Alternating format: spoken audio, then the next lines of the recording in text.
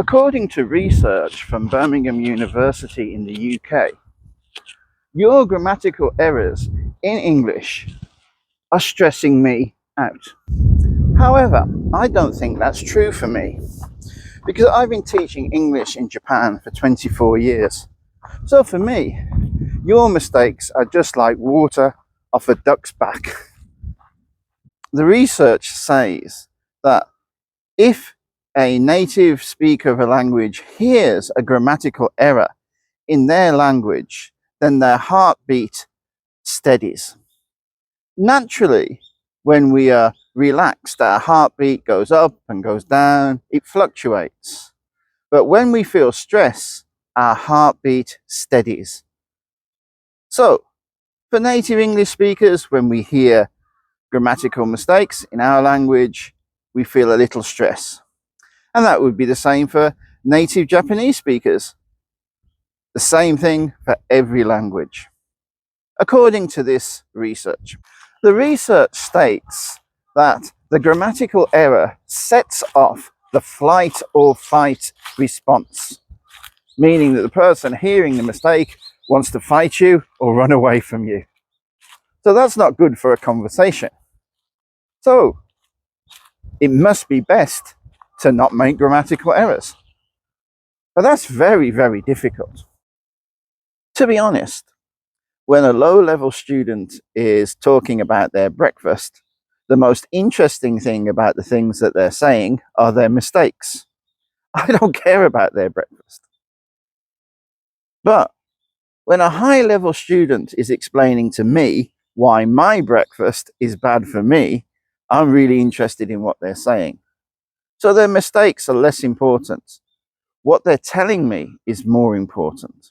So on the one hand, this is really good. There's true communication. That's fantastic.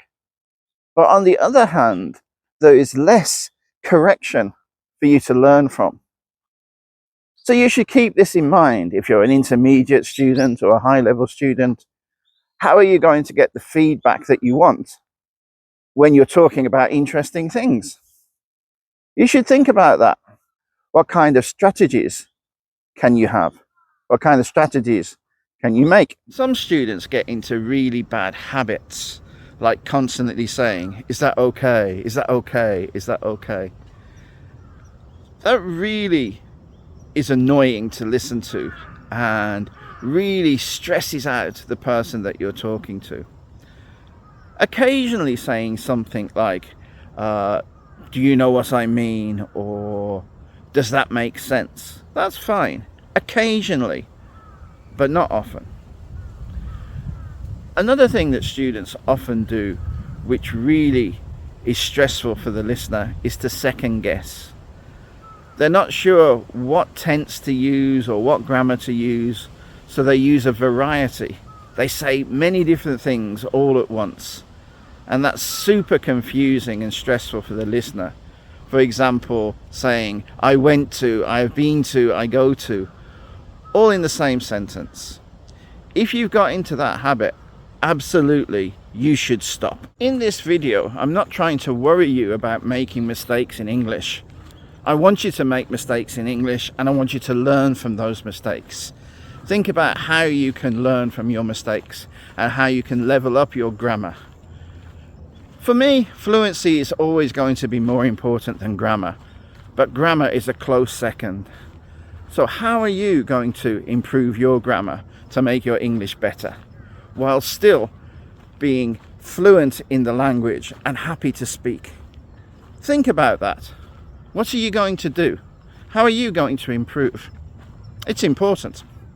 もしこのビデオが気に入ったらいいねをお願いします。Thank you very much for watching. See you next time. Bye for now.